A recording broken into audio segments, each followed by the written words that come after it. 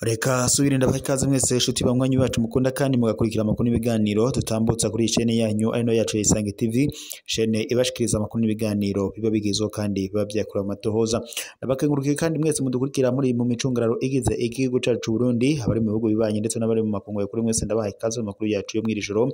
Amakuru abayiriwe avugwa mu mihingo itandukanye, akaba ari amakuru na cyane araza kwibanda mu gisata ca politiki. Amakuru rero ariko aracaracana kumbuwe ngurukana bumenyi mwirijoro nuko umunyamabanga mukuru umugambwe uri ku butegetsi mu Burundi CNDD-FDD Nyeniteka Reverien Ndikuriyo kuri ubu ngubu biri kunoganwa ko yoba araye mwibohero. Yagirizwa ngo kuba ariko arashaka gutembagaza umukuru w'igihugu cy'u Burundi Evariste Ndayishimiye yifatikanyije n'umunyamabashikiranganje wa mbere w'u Burundi Gervas Ndirakobuca ndetse n'abandi banyapolitiki bakomakomeye ngaha mu Burundi. Reverien Ndikuriyo amaze igihe kinini humvikana icuka kiri hagati yiwe n'umukuru w'igihugu cy'u Burundi Evariste Ndayishimiye, aho umukuru w'igihugu cy'u Burundi yagiriza yo umunyamabanga mukuru umugambwe uri ku butegetsi kugambirira gushaka akumugandagura. Mu gihe kandi mu mezi yaheze mwari mwabibonye ubwo umukuru w'igihugu cy'u Burundi yifatira ku gahanga umunyamabanga mukuru umugambwe CNDD-FDD Nyeniteka Reverien Ndikuriyo, aho ndetse byananuganurwaga ko ngo iyo bari we yari yamuhaye ishano.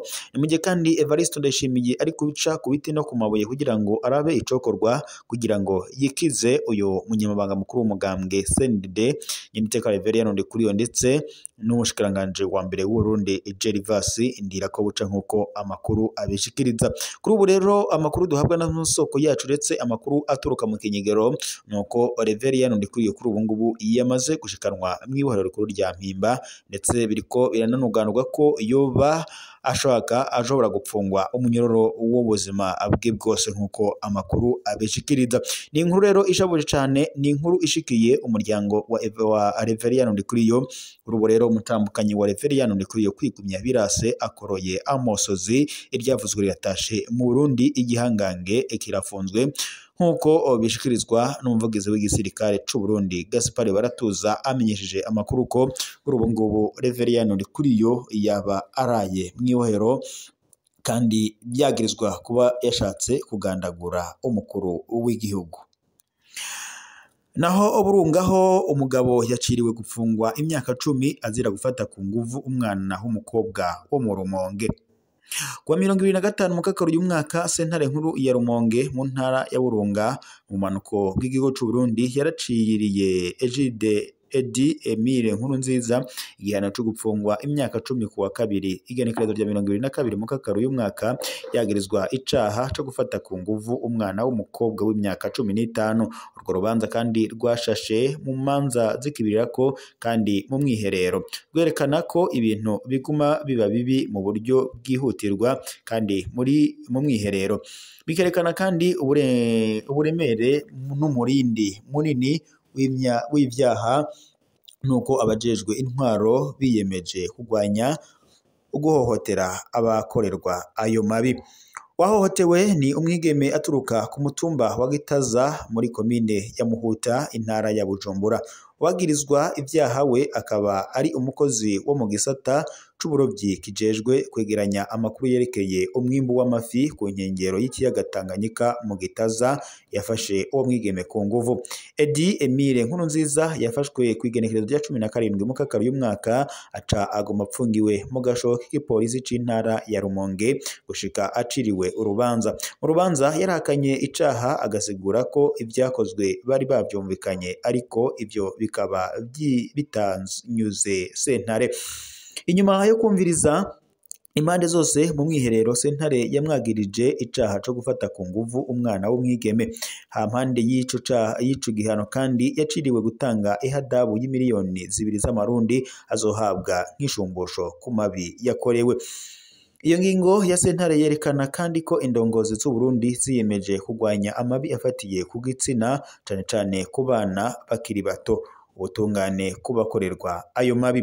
Akarere ka Rumonge kavugwa mu buce bwumvikwanwamo ibiharuro binini by'amabi afatiye ku gitsina cyane akorerwa abana mu Burundi.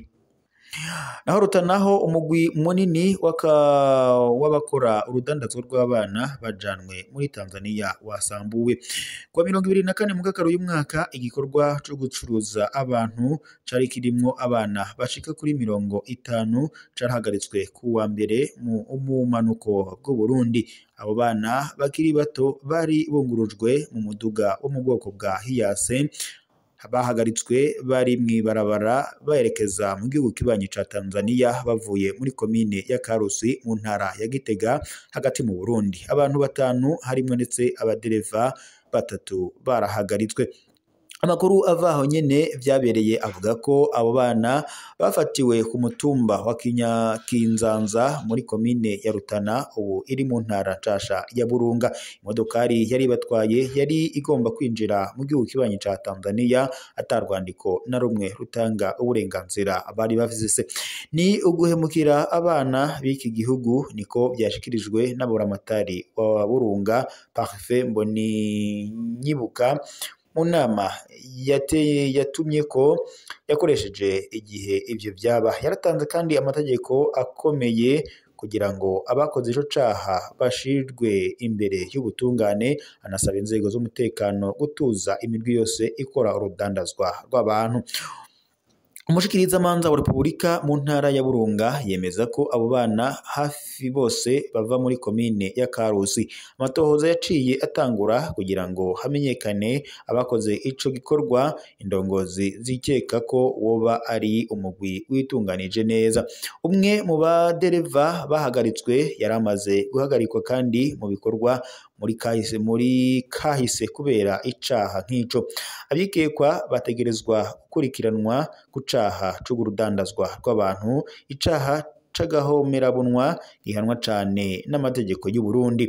Abana bahagaritswe bo bahawe inzego zijejwe gufasha kugira ngo zibabe hafi mu nyuma zizobasubize mu miryango baje bavamwo. Amashirahamwe aharanira agateka k'umwana aratabaza bagasaba ko bashirwamo inguvu ku mbibe hagatangwa ndetse n'inyigisho mu mitumba cane ko ariho ico caha gikorwa cane.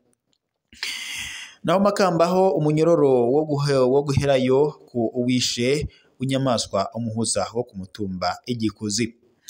Kwa 24 mukakaro uyu mwaka sentare nkuru ya Makamba iri mu ntara ya Burunga yaraciriye kuri uno wa kane nyene urubanza rwari rurindiranywe igishika n'abantu benshi kubijanye n'ubwicanyi bw'ababaje benshi cane nk'abanyagihugu b'Igikuzi muri komine Nyanzarake. Abagabo 2, umwe yaciriwe umunyororo wo guherayo, uwundi nawe acirirwa imyaka 10 ku caha co kugandagura Donavine Nsavyimana umuhuza wo ku mutumba. Ubwicanyi bwabaye kwigenekerezo rya 11 mukakaro uyu mwaka muri sentare y'Icesi.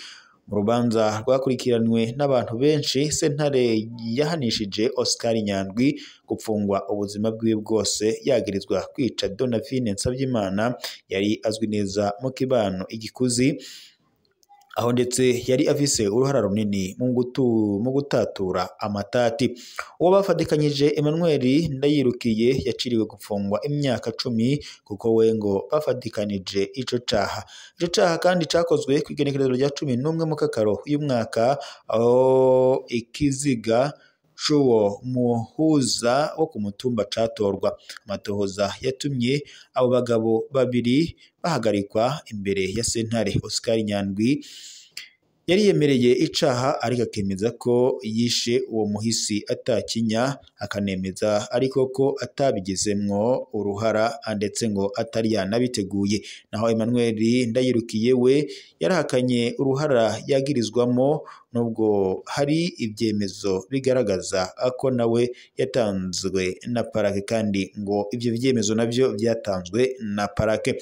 Urwo rubanza rwakurikiwe nabo mu muryango w'umuhisi, abanyagihugu b'Igikuzi ndetse n'abandi benshi batandukanye mu baharanira agateka kazina muntu bari muri urwo rubanza. N'ingingo kandi yari ikenewe vyerekana ko ubutungane bushobora kwerekana ko ushobora gutuza amabi, niko vyavuzwe n'umwe bo mu muryango w'uwishwe asohotse ava muri sentare. Umukuru wa sentare yaremeje ko hari ugushaka kwa sentare ko kugwanya udahana. Yanasabye kandi abanyagihugu gukorana n'abajejwe mu butungane mu kudoma urutoke kubakora ayo mabi. Urwo rubanza kandi ni intambwe ikomeye yo kugwanya amabi akorerwa abakenyezi ndetse no mu kumenya uruhara rukomeye rw'abahanuzi bo ku mitumba mu kibano nk'uko bitomorwa na sentare.